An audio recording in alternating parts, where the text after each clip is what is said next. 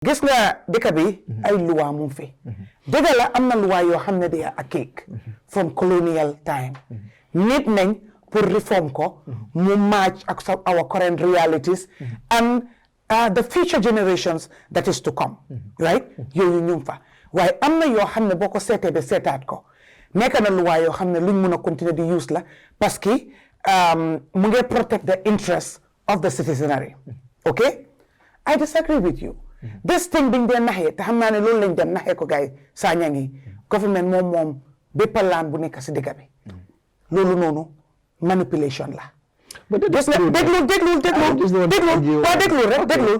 because soo ñëwee ne government ne dama bëgg a place bii nii nga ne ko déedéet suma bos la ñu ne déedéet government mun na ko jël parce que bépp laan boo gis si dëkk bi government moo ko moom nga em foofu noonu man I feel na that's manipulation so emee foofu yes well exactly thank you and that's where let me help I think Bob you see the truth is this there was Gambia before government. There were lands before government. Before government institution were you understand? Yes. Who taught the first accountant? That was accounting before the first accountant. That is right. So how can you tell me the first accountant owns accounting? Nah. It doesn't add up. At all. But there are procedures. Why the government laws also? No. Yeah. You see, these laws are made. But the laws are made for fairness. Exactly. Not for fairness. You understand? For government to be there to arbitrate, to make sure what you get. Well, that is, so the government is kind of an overseer. Equality. You understand? No, but when people say government owns land, no. Government came as a second-class citizen. That was land. That were people here. So we came and we made this law. So I will agree with Nene if you say government own these lands and you stop there. You should have explained to them that we can take this land for the purpose of development, but following due process. People-centered development. Yes, People-centered development. Right, yes. We've seen land being taken for individual use, for individual benefit. I will not call that development. No. That is self-development. That's not what we're talking about. And there is no law that will back self-development. that's right. There is not. So that's why I say I disagree. Constitution is the supreme law. And there are acts like the Land Act and all that. And there is no way in all those documents that says ne government mun na talk the whole nene film dekani ene makoko. You know what? The man you hide behind development man nangu ko ci mom. Nangu ko not ko jay ko dole. Then denc ko ba nga xamne nene dena njabootam dee nañ ma jël ko joxe ko keneen ma am ci loo xam ne man maa ko use looloo fi am. looloo fi am. That's right. And documents yi la naka laws yooyu li mu wax. dëgg la ñun juróom yi fi toog ñoo ëppa doole suñ yelleef moo war a gën a paramount au supersede benn nit parce que juróomi bakken ñoo fi toog. understand nga moo tax ñuy laa wax ne. So waree bill hospital xam nañ ne du pour Buuba du pour Mr Jaane du pour MC du pour Bojang hospital suñ ko bilee ñi ko use ñu bari la marché ñi ko use lu bari la yoon ñi ko use lu bari la school ñi ko use yu bari la those are things yoo xam ne joxe nañ an exception ne loolu soo ko buggee war nga ko mun a jël waaye doo ko jël ci forcé doo ko jël ci njuuj njaaj doo ko jël si fen doo ko jël si tapale danga am ka ko moom elloo ko te lu waa jox ko danga war a diisoo ak kooku noonu nangutoo dafa war a am foofu noonu te waruloo koo jël moom mu torox waruloo koo jël moom mu dem lu wa dam fam newoon soo koo jël fam newoon danga ko faa bàyyi oo nga yokku ko dafa war a gis yokkute ci boppam loolu la loo bi wax waaye loo bi wax na dangaa nangu alali jàmbur mu torox tumaranke nga delloo ko gannaaw te fii ku fi am laan nga bil ko sa am na loo def ba egga foofu noonu waaye liñ fi gis mooy dañuy delloo nit ñi gannaaw. One point Boom raised, which is very important. Someone mentioned this on this program, about the company that they are dealing with. It seems like there's a lot of time that they've created for themselves, and he's saying maybe they want to do mining around the area so that they're able to build I was going to come to that. I was going to come to that. Before I even divert to Lulu Nono, remind me, I will address that because it clicked my mind. We need to really also like delve in that. Yes. You understand? Why? Guess na soo amee nit ñoo xam ne dañ laa noot bëgguñ nga xam bëgguñ nga xàmmee bëgguñ nga bokka just pour ne ñu mun na use loolu sa kaw understand nga because soo demee foo xam ne amut courant amut ndox amut yoon yu baax nga ñëw ne leen jox leen ma fii nii yëpp parce que dafa am luñ fee def loo xam ne dëkk bi dañ koo njëriñoo ñooñu xamuñ lu bari understand nga du ne xëy na ay dof lañ oore waaye xëy na seen xel màccut ci fànn boobu noonu ba pare ñooñu noonu yaa ngi leen ko xañ ay ati at amuñ ndox amuñ courant dunda baa ngi cher xam nga ñooñu seen xalaat yëpp mooy loolu lañ soxla survival loolu lañ soxla léegi nga noot leen mel ni nga aaye nit ndox aaye nit lekka nga bàyyi ko ba mu xiif ba dehydrate nga daw si ak booli maalo kooku du gis dara li mooy xet googu noonu ak maalo gi du maalo de baara maano nekkul sadam dam koy lekk waaw billaahi maalo googu boo oytuwul am na xiif goy xiif doo ko xooj doo ko raxas di nga jël rek yëy parce que that satisfaction boobu ne am na lu dugga sa gémmiñ parce que géej nga am lu fa dugga loolu rek xam nga xel mind bi ne ndee wookee understand nga it's not the food you eat it's the mind that eats it's the mind that eats so loolu boo ko defee yow da ngaa fi ne kii sowe na ma kii defal na ma loo xam ne bu du toon moom damaa dee gomloo nañ la loo xam ne it's not reality because li ma ne it's not reality parce que ñoo la put si situation boobu noonu and that's what we find them doing to all these rural people so su ñëwee luñ la wax danga koo nangu te du ne sa njëriñ la du ne sa jëm kanam la ak sa yokkute and loolu moo war a stop because villages yi ñoo consultal nii soo demoon nga sensitize leen ñu xam what is the short term the middle term and the long term impacts benefits of destruction dinañ wecci seen doxalin mu ngi wax ne sax ñu ngi dinañ wecci seen doxalin already you understand now not to even overlabor the point bi kii wax processes and procedures we are so bad in that ñun su ñoo def liñ bugg rek la ñooy gis duñ follow processes and procedure institution yi nii yëpp ñu ngi ko fa def boo gisee ñu nekk fa dafa am lu nekk fa dañ war a am njëriñ dafa am luy seen njëriñ waaye dañ leen dee bypass in most things dañ leen dee bypass su dee ne sa follow nañ process and procedure there is no transparency because man su ma ko xamut mun maa wax ne def nañ ko and these are things yoo xam ne a click of a button war naa am fu ma click ma gis ne li ñoo def nii de due process follow nañ ko because boo demee NEA di nga gis ne follow nañ li ñu war a follow ñooñu joxe nañ clearance check nañ ko certify nañ ko kon safe na pour loolu mu nekk fa waaye loolu du am di nga ut ba soona doo ko gis di nga lette ba soona doo ko gis understand nga access to information ban information lañ joxangu boo leen bindee dina la jël 99 days because they have to consult to find out whether information bi suñ ko génnee is it going to be harmful? Is it going to bring us down? Is it going to work against us? Who is it going to bring down? Who is the information going to be against? Is the person close to the corridors of power? Is the person up in the table? Is the person an affiliate? Because everybody is trying to protect who is close to them before they release the information. Lolo dohalu deka. At the end of the day, the MC what development has to be people-centered. Development means you don't want to get sent bopa. You understand? Now, we want to build a port, right? How much problem? Dina transform Sanyang, so they dohal nañ ko ci yoon, so they tek nañ ko ci ay sarta.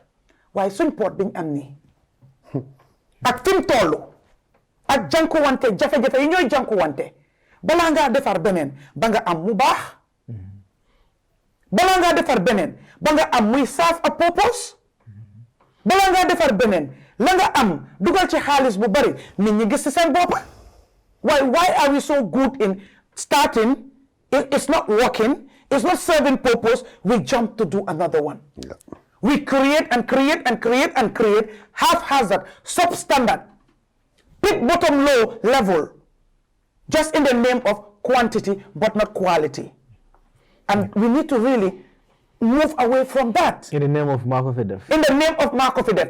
In the name of Conte, ñaata classroom la sampa. ñaata yoon la defar. Classroom bi xale yi see jàng ban façon knowledge lañ am. Sampa classroom te amuloo teachers yu bari.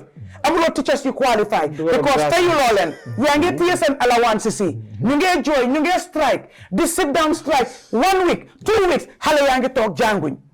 Xale yooyu ñoo ñàkk suñ dañoo dem ba graduate in the name of graduating because of dem nañ 1 2 3 ba 6 dem nañ grade 7 ba grade 12 just because of years are passing by but really the quality that is supposed to be impacted in them has that been done.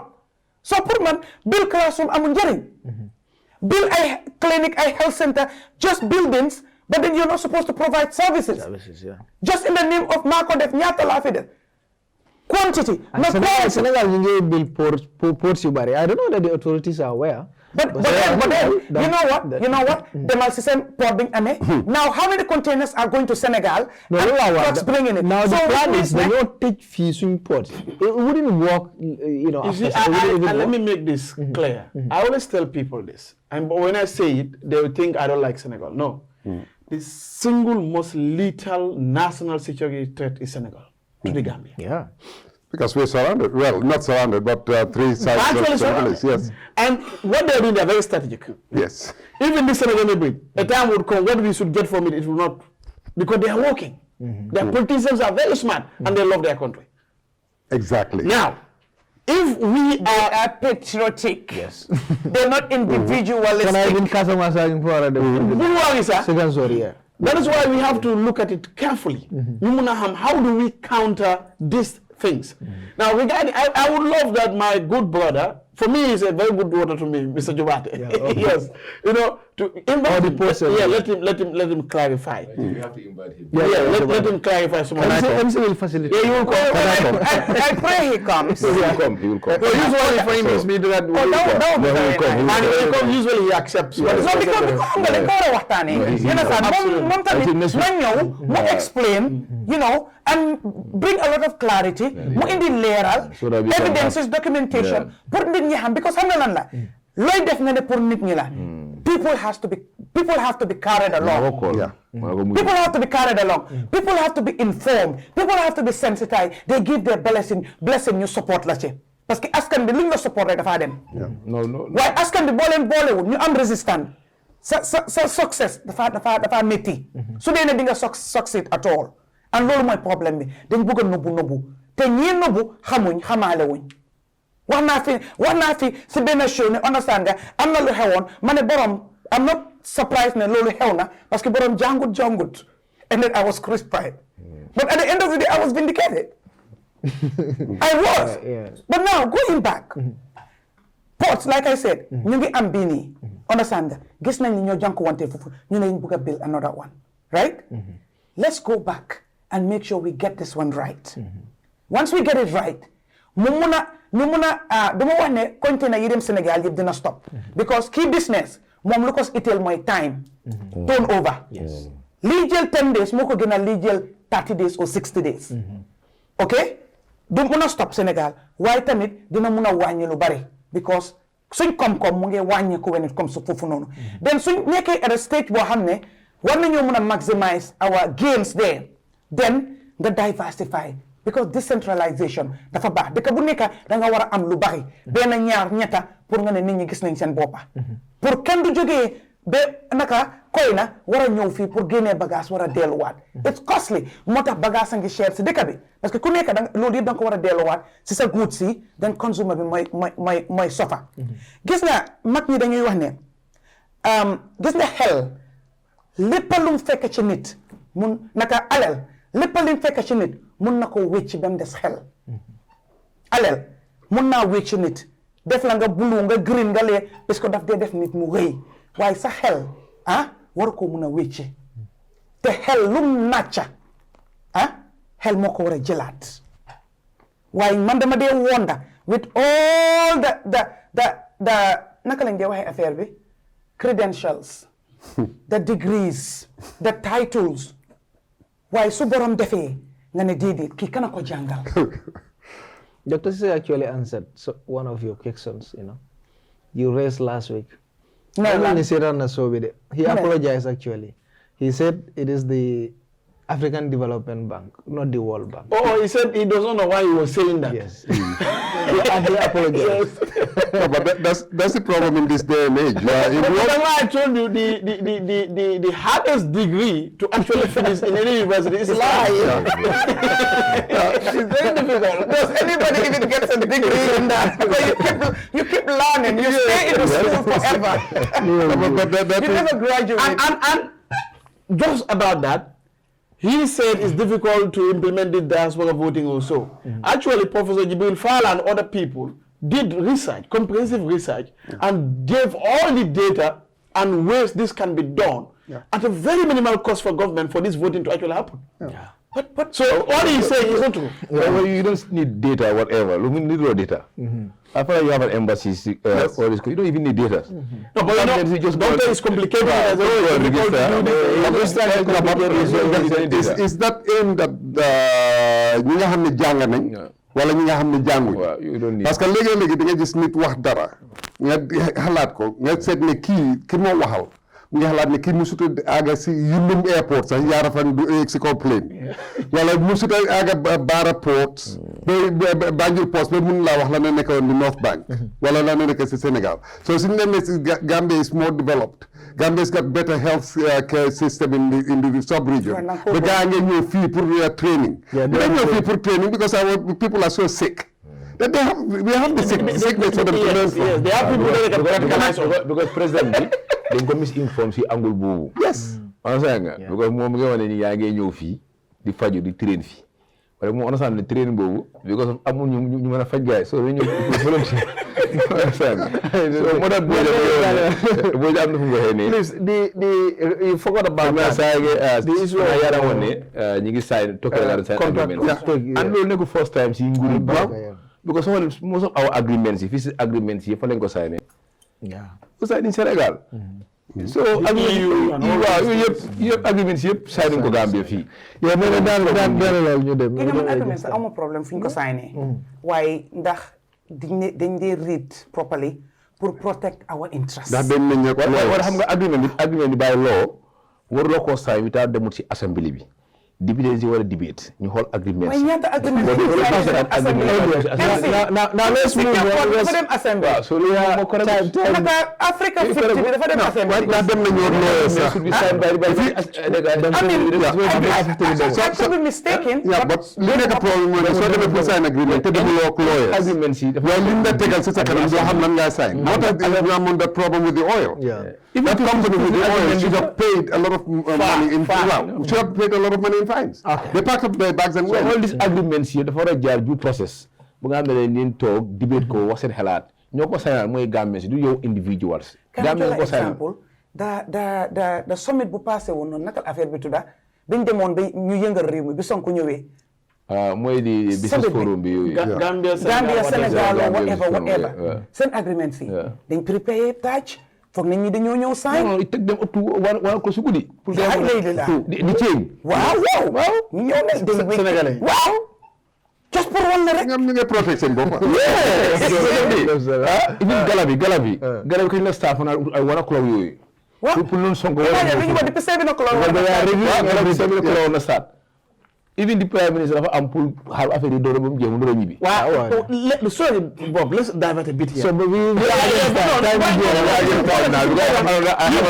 why the presidents are able to do that? Because in every area or trip, they will not take my friend businessman or no, they will take the expert in the area. they take an expert Just at a gallant he knows. yes no if you look But at now if they are going to sign an agreement, you take Dusano. no it's my brother please I don't know no this guy is I'm just saying, you know, come on,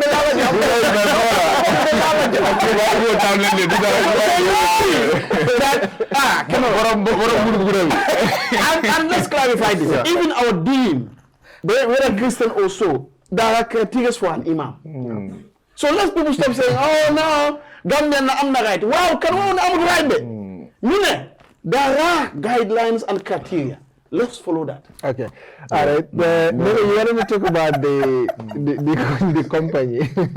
Yeah, the company that is. I want to put on record. When Bojang was talking, my bad ears were on, so I did not hear. The madam getting 1 hour audio. He's very good at audios, you know. So I mean that point that he mentioned about the company. Yeah, the Turkish, right? Yeah, the Turkish company. Al-Baraka company. I mean, records have shown thing Musa dem yep issues in there and fufunono. Yes. And all that. Because ñun ñep xam nañ best practice tells you mbolem koy dealal war nga def a background check. So they in business la lim la wax ne loolu laa defal ndax yow yaay ki njëkkee muy koo def. Su dee du yow yaay ki njëkkee, right? Because su nekkee yow yaay ki njëkkee, the risk is high. And loolu dañ ko war a factor. Su dee ne yow nekkuloo ki njëkkee ñam ko defal war ngaa dem nga seet ba ko defee ak ñoom understand nga fan la jaar ndax nekk na ñoo xam ne dañoo sàmm seen kaddu nekk nañ ñoo xam ne jub nañ nekk nañ ñoo xam ne am nañ yërmande nekk nañ ñoo xam ne du alal lañ jiital loolu yëpp loo war a def la xam nga lu nga war a def loolu noonu parce que yow ñi la santa pour nga def nangutoo boobu ak ñooñu mooy Gambian si seen interest moom nga war a njëkk a jiital te loolu soo ko defutee rek which means ne naka lañ ko waxatee fail nga si that part so léegi records have shown ni ñi seen history anywhere else apart from the Gambia understand nga no even in the Gambia because when they came part of their top management had an issue with our security at the Denton Bridge. Oh yes. Well, so they have started. Because of in high places, so I can do whatever I want. But ñu leen indi ak ñu ñoo dealal suñ leen waxee ne bu leen faale anybody else parce que ñun ñooy in the corridors of power ñoo yore doole bi seen gannaaw bandang so li ñoo def mooy from the onset dañoo arrogant dañoo disrespect every other people ordinary people because ñoom nekku nañ ñoo dee fàtte ne ñun ñoo gën a important ñun ñoo gën a important parce que mboolem li ñoo def ñun ñoo tax ñuy ko def te ñun suñ xaalis lañ koo defee waaye suñ leen gëmlooyee yeneen ni ñoo behavior la ñoo behavior now going back records have showed understand nga seen track record so why are they the ones to do what they're doing at the end of the day ñun war nañoo expect ne mujjanteel gi du baax parce que fañ dem yëpp lañ fa def nekkut loo xam ne ñun war nañ cee gis ba tiil ni ñoom lañ war a diilal luñ waroon a seetaat la because I'm sure ne am na ñu bare that ones that did the Senegal port fii lañ njëkkee fii lañ njëkkee waaye right now defuñ ko fi dem nañ def ko Sénégal léegi ñun mënuñoo use suñ bopp dañoo dem Sénégal di ko use it's working in Senegal yes I saw business people here that will load their containers like of produce to ship to the diaspora they ship it in container truck drive it to Senegal and then take it you know why it takes about 9-10 days less than 15 days pour mu egga especially perishable goods but in Gambia it takes more than 30 days and you know what happens when the things get spoiled right and it reaches there the whole container is it's disposed at their own expense imagine a container worth let's say 50,000 pounds yahuna that's a loss and for them to dispose it they have to charge you about 12-15,000 pounds pour ñu sànni ko business boobu naka la moo demee it will be difficult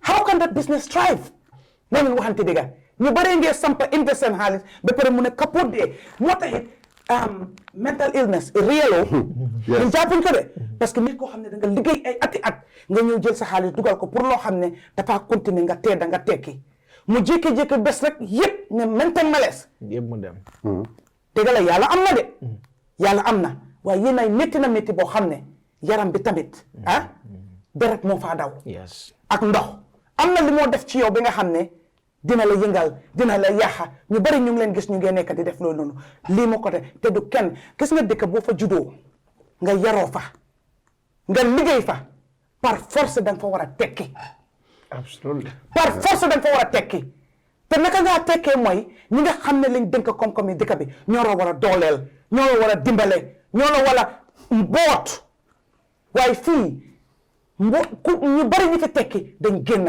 ñëwaat indi fi te ñi dem liggéey indi sax ñu ngi sonna waaye ñi ñaa ngi jógee ci biti ñëw fii tekki fe dañ ñun dañuy toppa seen gannaaw di leen ñaan di yelluwaan seen gannaaw suñ buggee jëm dañ leen am pour indiwaale suñ buggee naka eega dañ am pour yóbbuwaale leen te suñ leen di yóbbuwaale ñoom dañ am lu ñoo jël si ñun wàññi ñu loolu moo fi nekk moo tax ba tey fi ñu bugg a eega dañ ko eega ma jeexalee pour wax ne gi nga Barrow MC nga dañ ko dee nax dañ ko dee lii liñ ko nax ak mu bari waaye dafa am luñ gëm te it's not real and they are up for a big surprise a big disappointment olof daf ne gis nga nax sa boppa paasewut ngay sàkkar ndeku te sexoo te loolu moo leen daal ñu ngay sàkkar ndeku fu nekk bëñ bi rafet na rafetut ñuul na ñuulut xama weex na waaye ñu ngay sàkkar ndeku foog ne dañ sex te sexuñ dara ay nax seen boppa la ñuy dem. Thank you so much, Nenneh.